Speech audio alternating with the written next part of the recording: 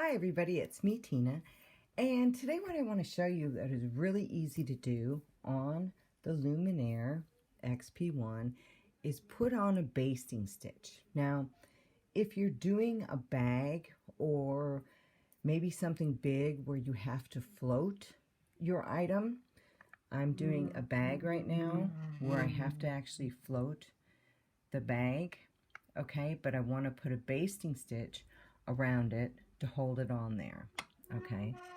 So if we look at the screen, I have my design and I've already rotated it. I'm going to go ahead and hit embroidery.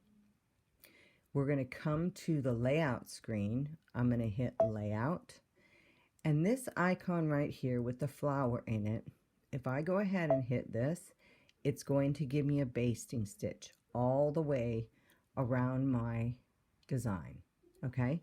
And I can go ahead and hit layout again, and it'll take me back here. Here is my basting stitch right here. Now it's telling me to add another thing of thread, but I'm just going to go ahead with that first thread, and we're going to go ahead and sew out that basting stitch. So I have my machine threaded.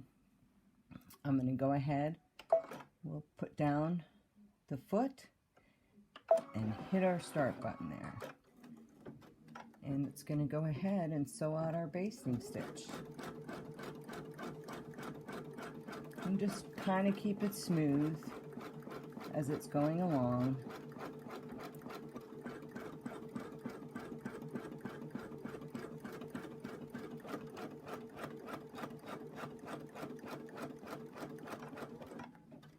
And it's done. Okay, now I can go ahead and start sewing out my pattern. So that's how easy it is to put a basting stitch on your design, around your design. All right, that's it. I hope you like this video. If you could, go ahead and subscribe and like the video. I'd greatly appreciate it. Happy stitching.